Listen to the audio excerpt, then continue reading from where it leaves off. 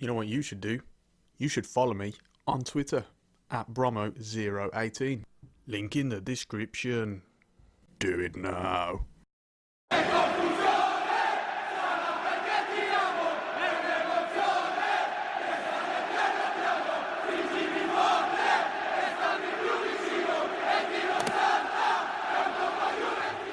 Hello everyone, welcome along to episode 6 of our AC Milan Career Mode on FIFA 20. Thank you for joining me, hope all of you are doing well. If you're yet to go and watch the previous episodes in this series, I highly advise you go and have a look at those first before coming on to this one. We've got a massive episode today, so much to get through, thinking that I might end up having to split it into two parts because there was just an enormous amount to get through.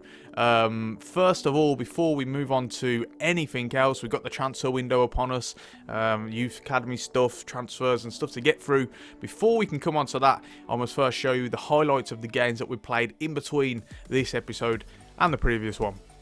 So we begin with the game against Parma, and it started off badly and just got worse as the game went on. We played a new formation, sort of supposed to be a 3-back, but sort of a 5-2-3 in the end, and it didn't go very well at all. Parma, so some horrendous pieces of defending find their way to the 3 points. Despite Caldara's brilliant effort here, and we'll have another look at this wonderful strike from the most unlikely of sources, the centre-back Mattia Caldara, it wasn't enough to take home the 3 points. The formations didn't quite work, and we just wasn't up to scratch, and as a result, Gervinho late on, as we're pushing and pressing for the game, Donnarumma comes out and he's able to round it past to make it 3-1.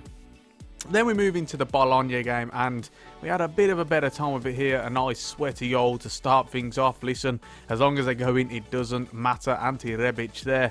Munir brings Bologna back into the game. Bit of poor defending at the back post, and he's able to get his head onto a good cross. But thankfully, Rebic, after some wonderful build-up play, is able to double his tally and our tally for the game, and we take home the 3 points in that one. Then we move on to the Atalanta game, and I really wish I'd have shown this one live. It was an absolutely superb game, so exciting. Atalanta go 1-0 up early on through Luis Muriel, but a fantastic effort from Frank Kessié levels it up for us. Brilliant build-up play, definitely a contender for goal of the season for him, and that made it 1-1, but the scoring wasn't done yet. Luis Muriel, after already getting one, doubles his tally, but beforehand we save a penalty. Gianluigi Donnarumma coming up big, but it wasn't enough to stop Atalanta still from getting into the game. He turns his man here and unleashes a fierce strike. But 94 minutes in, we get a corner, last kick of the game, and Christoph Piontek is the man there on the end of the corner cross to head it home. Brilliant header, and actually quite a good point considering it was away to a very good side in Atalanta. And then finally we move on to the Sassuolo game. Started off badly yet again. Alessandro Matsuri, some horrible defending in this goal, leads to him being able to have a tap in. Thankfully though, we respond quite quickly. Anti-Rebic yet again, absolutely hitting form at the moment. He is on fire, and he got a double in this game. A scrappy goal just like theirs, but thankfully it was enough to take home the 3 points. And Rebic, again like in the Bologna game, coming up big for us in this instance, and we do come home with the 3 points. And so that leaves the league table looking like this. Now you might look at that initially and think 7th place, that is pretty poor. However, it's not as bad as it looks. Only 3 points off second, only 1 win away from second place. It's very close up at the top of the table. As you can see, second till 8th, only 4 points separates them. So there's a lot to play for. Still well within that shout. Juventus really starting to pull away now at the top, although they have played a game more. They did beat Udinese at the start of the month, and they've really just pulled away a little bit now. Of course, Udinese were very much, in contention.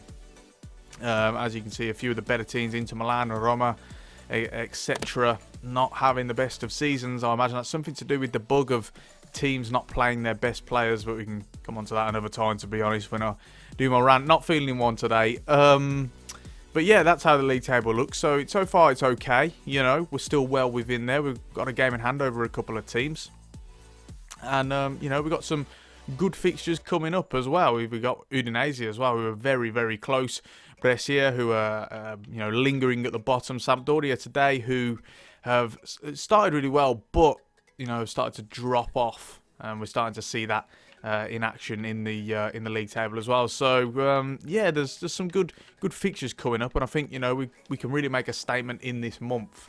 But as I say, this month it is transfer window, and there is a lot to get through. First of all, let me show you the transfers out before we move on to anything else. Go to my club. As you can see, few transfers there. Castillejo, Storanic and Bilia, we'd agreed to sell them during the middle of the season. They have now officially gone, and we've got the money for them as well. So we got them off the books. It's good to see. They were just weren't going to get into on, to be honest. So we bring in a bit of money there. We can think about FFP, and how that will allow us to maybe buy one or two players in this transfer window instead. Also, Diego Lazal goes out on loan to Dortmund until the end of the season. And Ricardo Rodriguez, 24.5 million. Somehow we get that from West Ham, but we know how Premier League clubs love to splash the cash and pay inflated prices. Well, this is another example of that there. He goes to West Ham for 24.5 million, so we've really made some good grounds in terms of the financial aspect. You have a look at our transfer budget, 100 million, 176 million in profit, so I think that gives us a bit of license to buy one or two players in this January transfer window for sure. Have to make sure we could sell before we could buy. And trust me, we will need it as well, because as you can see here, squad is very thin. Only 3 reserve players. So we do need one or two signings, that is for sure. This is the formation, by the way. I mentioned it slightly in that highlights section. The 3 at the back, this is it. It's a 3-4-3 or a 3-4-1-2 if you must. 3-5-2, whatever you prefer, really. It's a very fluid formation, very varied. And it's starting to play really well. Of course, we had bit of a problem against Parma, but what I did is I played fullbacks instead in that game, or wing backs, and then I actually messed about with the formation a bit, put them up to wingers, and it seems to work a little bit better. So far so good. I'm going to try and persist with this formation here and there. We'll mix it about a bit, show you guys just some new stuff really that we can get into. So yeah, that's going good. And now we do move on to the transfer market, and this is my shortlist. I'm going to show you guys just sort of the general players we've been looking at. Of course, some of the names in there you will already know, and we've already mentioned actually. Tonali is one that we're very, very much considering bringing in sooner rather than later. You got a few in there. You got Dani Olmo, Gedson Fernandez. Berardi's another one who I think could be making his way, or we could at least be making a bid for anyway. A couple of players here, all out of contract. Belotti, Rafinha, Callejon, Nkulu, Cavani, Modric. These players are all out of contract at the end of the season. And I was thinking, could we maybe bring in one or two at the end of the season? A Callejon is one I would love. Absolutely love Jose Callejon. I think he's a terrific, terrific player. And I think that's a fairly realistic transfer. I mean, you're seeing at Napoli a lot of the older guards starting to be turfed out. We've seen the likes of Jorginho, who of course transferred to Chelsea. We saw Raul Albiol go.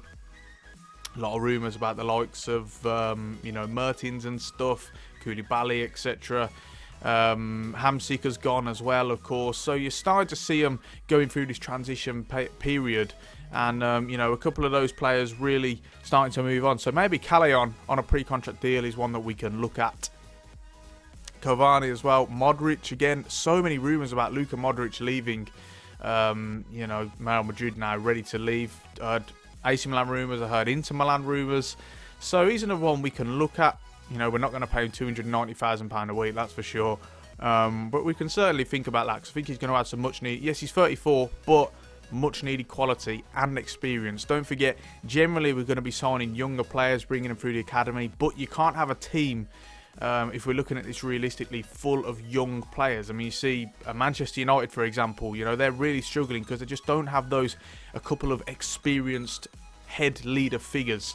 So, I think one or two players as well we do want to bear in mind with that. Pietro Pellegrini then is another one I would look at as well. We've only got, 2 strikers. We've got Leao. I suppose you can class Rebic as one, but, he's plays now as wingers as well. And then we got Piontek as well, but he's a bit on and off. So, yeah, Pellegri's one we look at. Rolando Mandragora as well. Very, very talented player. I don't know how another big club hasn't came in for him yet, but there you go. So we can look at these players, and there's definitely some movement to be done there. Not going to make any movement yet. First of all, we are going to play this Sampdoria game. Just going to show some quick highlights of this game. Maybe just the goals if there are any, because I do want to get on to transfer season. So I'm going to quickly do the team here. Do we stick with this three at the back formation? That is the question. You know, looking at it here, got a couple of tired players, but we might have to go with it. Conti can come in. So can Benacer, actually. We can swap him in for Paqueta. Bonaventura can go there. Kessier can switch them around as well.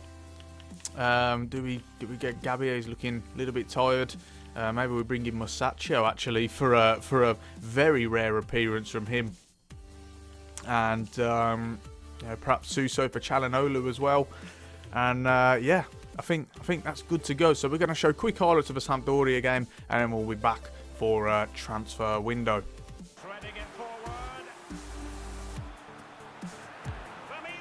Oh, that's a good finish, that is. Whipped in low, and Sampdoria take an early lead. It's Gaston Ramirez with the goal. It's come against a run of play. We've had complete control of possession pretty much in the early stages. Haven't made much of it. And here, just got players escaping, really. It's Kessier, who's following his man originally, but just starts ball watching, and Ramirez gets away from him, and it's a calm finish into the bottom right-hand corner. That is a bad start for us, and we've got it all to do.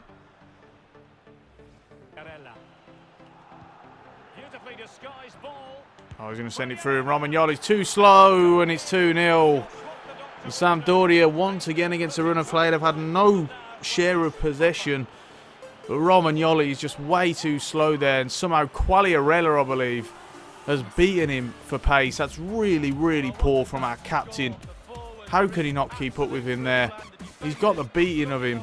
He starts ahead of him and somehow just gets beaten. That is really disappointing. And, you know, he's done a massive mistake there. It's all on Romagnoli, I'm afraid. And it is 2-0.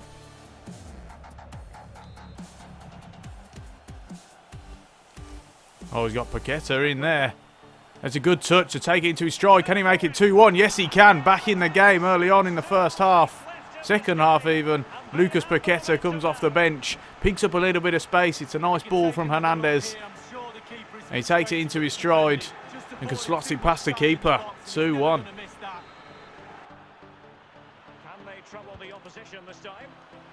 Oh no, it's poor defending there, and he can finish it, and they have done. The defence has let us down badly in this game. Another defensive error. All three goals coming from errors. Really, really poor and preventable. Sampdoria have stolen a win here. This time I think it's Musacchio, who was just completely... Oh, can't even explain it, but it's Gaston Ramirez with his second of the game. Beats Donnarumma at his near post, and we have got to be absolutely livid with the way in which we performed today. Right, well, that's full time then of awful results. Such a poor performance yet again. And it's so frustrating. The centre-backs, all three of them, just really let us down today. And we just didn't have enough going forward, unfortunately. And it means a very disappointing loss. 3-1 at home. As, you know, really not a good start to the episode. Not the one we wanted. And lots of improvement needed. We need signings. So we're going to start looking at them now, because we just need improvement. It's not enough at the moment. The quality in the side just isn't enough. Right, so here we go, guys. First of all, we've had an offer from Matteo Musacchio from Atalanta, 11.2 million. You know, I'm happy to sell him. We are light in that department. We need to make a signing or two there. But, you know, I would like to get rid of him, to be honest. He just doesn't play, and he's not a part of our plans. Would have ideally liked to not have been Atalanta, but there you go. We're going to ask for a bit more, a little bit more. Maybe we could push for a 15 or a 14 million. You know, I'd like a few million more, that's for sure. Let's have a look here. Let's ask for 15 to start off with. See if they'll offer it us. They're saying 13.7. We'll ask for, you know, 14.7. And that should be enough. No, 13.7 they're still saying. Lower it down to 14.5. And then they should accept, hopefully. Yeah, there it is. 14.5 million for Masaccio. We'll see if he can agree personal terms.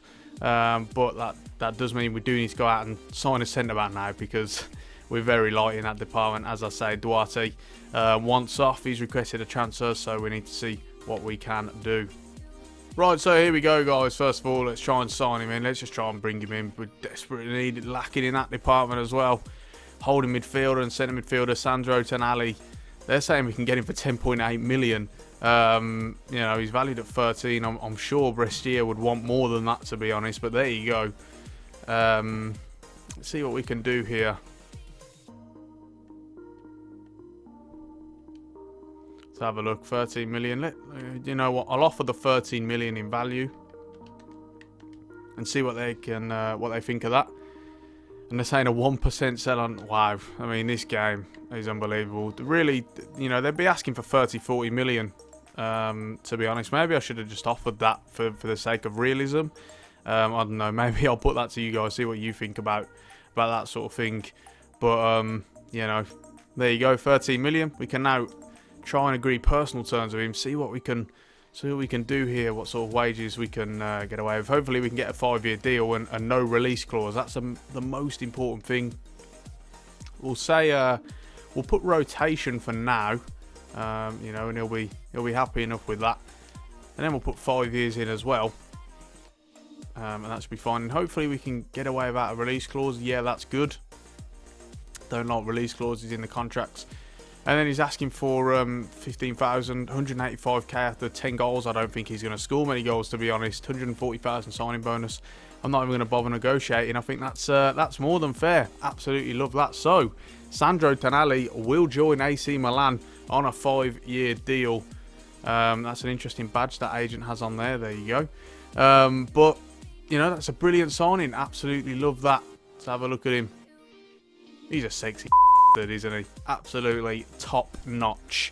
So that's a brilliant start to the transfer window. A good signing there. Don't think we're done though. Having a look elsewhere. We need more. We need more. So I'm gonna go through and keep having a look, see what we can do. So welcome back, guys. A couple of notices for you. One, Matteo Masaccio is gone. 14.5 million. Good deal. And like I say, we do need to probably sign a centre back, but we'll see how that one goes. Also, the release clause has been activated for Andrea Conti, Athletic Bilbao. Nice and realistic. Them signing an Italian player. 13.3 million. So we need to negotiate a new contract with him. Don't want to see him go, to be honest. So we need to get rid of that release clause and get that worked on ASAP. Let me find him here. See where he is. There he is. Got 2 years, 6 months remaining on his deal. So let's try and get rid of this release clause. That is the most important thing. Really becoming an integral part of the team, to be honest. And, you know, despite his rating, very important. We're going to say rotation, and that should be okay. And hopefully his wage won't really increase too much. We'll put 4 years in terms of the contract length. That should be okay. We'll disregard the release clause. And then in terms of the wage, we'll go with 30, and then we'll put 140,000 signing bonus. See what he thinks of that. Yeah, he's happy with that. Did we overpay? No, I think it would be okay, to be honest. 2,500 or 1,500 wage increase, not too bad. So yeah, we got rid of that release clause, and hopefully that is enough of that. Good to keep him around for a little bit longer. As you saw, we just had the scout report for Domenico Berardi come back, and he's fully scouted now. I really like Berardi, and I think he can certainly add something in terms of depth, cutting him from the right hand side. The question is though, do we want to sign him when perhaps we're chasing someone like Federico Chiesa? Do we just go for Chiesa instead? That's the question. You know, I'm high on Chiesa as well. I think he's a very good player. Still got a bit of developing to do, that's for sure, but he can bring in something. Perhaps we do just go for Chiesa actually. Let's see here, nice high work rate, of course, very integral to the team. That is see what we can do here. So first of all, we negotiate with Fiorentina. We'll start off by offering his current value. It's always what we do in negotiations, 16.5 million, and we'll see where he goes from there. Fiorentina, of course, we've lost quite a good chunk of players, so they want to up it to 22.6 and up the sell-on clause. So we'll remove the sell-on clause and offer them the 22.6 and see where that gets us. They want 26.7 in return. We'll go with what, 23. See what they think of that. 23 million. No, they're sticking to their price tag of 26.7. And you know what? I'm happy to pay that. I think that's a more realistic fee to pay for a 22-year-old who is quite highly sought of. Perhaps they'd want a little bit more, but we will pay that 26.7 million. And now on to the negotiations with the player. Can we agree a deal here? This will be a big signing. It'll be a very, very good signing for us. We're light in that right wing department. Suso not really cutting it for me. So we'll see what we can do here. Will he accept rotation, or will we go with important? No, important. No, that's fine. That is fine. He will be an important asset to the side. He wants 4 years. We can ask for 5, and they will accept that. Onto the release clause again. Can we remove a release clause? Yes, we can. So let's have a look here. Wages 31k. I mean, he's on 49 now. Do I just boost that up for the sake of realism? Remove the goal bonus. You know what? We'll boost it up for the sake of realism. We will boost that to what, 55,000? Because he's not going to accept a lower wage, is he? Joining the new team. So we'll go with that. And apparently it's not quite what his client was hoping for, but there you go. That is a big, big signing yet again. Federico Chiesa, massively high on this player. Really, really like him. And I think he's going to offer us, what we don't have actually in terms of energy and quality, and also growth as well. Still young, and he's still going to grow. So that is a big signing. So really pleased with the business that we've done so far. Tonali and Chiesa, very good signings. Again, like I say though, still think we're weak, or we're light in the centre-back department perhaps, and also the left-back / left midfield department. Did want to bring in Daniele Rugani, but it turns out he has just joined Atletico Madrid. The question is, do we maybe hold off and try and sign him in August? Because I think in terms of real life, that's a very realistic transfer. I think, he's not getting into the Juventus side at all. It's been a lot of rumours that he wants out. He wants to get first-team football. I think that could be realistic. So perhaps we go for him, hold off until the summer and try and get him elsewhere. Still thinking of these sort of players. We'll see how this one goes. But like I say, left mid department still looking there. We'll see what we can do. So welcome back, guys. We are now on the day of our round of 16 cup game against Frosinone. Very much going to try and win this competition. We need to start bringing silverware back to this club. So this is high on the priority list. Couple of sort of piece information to tell you about. One, in terms of the centre-back issue, I've decided we are going to take the risk. We're going to wait until the summer and try and get Daniele Rugani when he can move again from Atletico Madrid. In the meantime, we're going to have to try and just fill in for him as best as we can. See if Duarte leaves or not. If not, then we do have 4 centre-backs, so we should be okay. Also, in terms of the left-back situation, you'll see in terms of lineup, we're also going to gamble and wait until the summer as well. We'll see how Lazelle gets on at Borussia Dortmund. In the meantime, we're generally going to go for Hernandez. Should we need to swap him out, we will put Benacer there like we have today. He is left-footed, and of course, he's a defensive midfielder, so maybe he'll be okay in this role. So we'll see how this one goes. I think he's going to be okay there personally.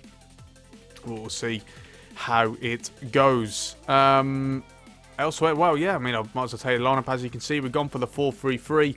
2 debutants today. Federico Chiesa, unfortunately, a little bit down on morale. We'll soon be able to boost that up. Sandro Tonali as well makes his debut, so really looking forward to seeing how these one goes. Elsewhere, Çalhanoğlu into the team. Gabbia as well, just giving Çalhanoğlu an opportunity. Thinking about stamina as well. We've got a big game against Udinese coming in just a couple of days' time, so we need to bear that in mind. Elsewhere, pretty standard. Rafael Leao gets the nod today ahead of Piontek. So we'll see what he can do. And we'll see what this 4-3-3 can do today. Decent game against Frosinone. So let's get into it, show some quick highlights, and see if we can get the win. Want to ensure it into Leao. Oh, it's bobbled around there. Kindly for him, and Leao gets the goal. Little bit of luck involved, but it's enough to open the scoring. Rafael Leao was finally returned to scoring ways. Had a little bit of a drought, but there he gets a little bit of luck. The ball pops up for him kindly on the return pass, and he can just regain control and lever it really into the right-hand corner. Keeper can't get there in time. It's too close for him to really react. And it's a good start for us.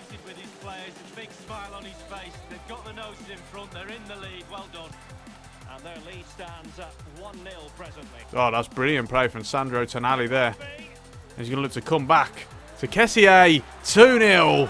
And it's a lovely, well-worked goal. Frank Kessié this time, but Sandro Tonali is the architect. Isolates his man, looks to take him on, and flicks it back to Kessié, who's running in behind him towards the area of the box. There it is. And Kessié on his left foot produces a really nice finish. Neat. And the keeper once again beaten. And it's a very good first half it's been for Milan. 2-0 now is the score. Leao over to Chiesa. Oh, that's a brilliant touch. Chiesa, can he get a goal on his debut? He can, and what a finish it is. That is a magical goal from Federico Chiesa. Turns his man. Lovely little bit of trickery with the feint, the sidestep, the step over.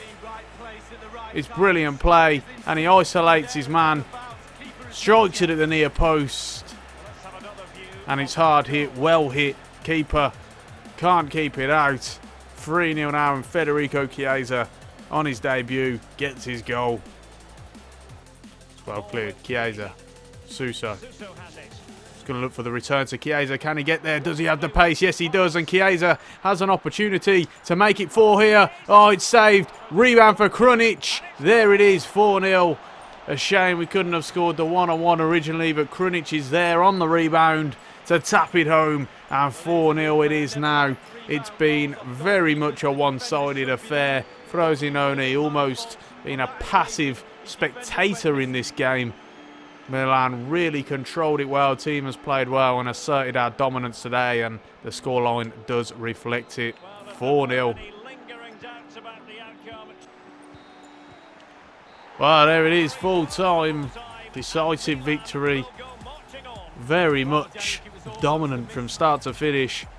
And it is reflected in the scoreline. 4-0 it has finished, and that is a very good win indeed. Very pleasing. We can move on now. Look at that. Only one shot we had, Frosinone, compared to our 18. So very pleasing indeed. Elsewhere in the round of 16, doesn't look like too many shots. Oh, Cittadella actually beat Napoli on penalties. That's a surprise for sure. Inter Milan win. Lazio win.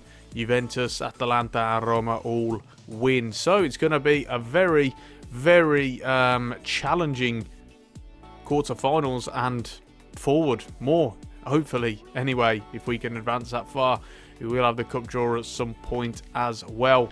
You know, looking at it now, in terms of what we got next, we've actually got Inter Milan in the quarterfinal. Wow, that is massive, and it is this month as well. I think we can put that into the next episode along with transfer deadline day as well. That will be very big indeed. What a draw that is. We've got Udinese. Perhaps we have a double header, maybe. We'll think about that and look into it in the future. A couple of games rearranged there as a result. Looking forward to that one then. It is going to be a big couple of weeks or so ahead. What will we do in the transfer window, and can we get through to the semis? Can we beat Udinese, who are of course second in the league?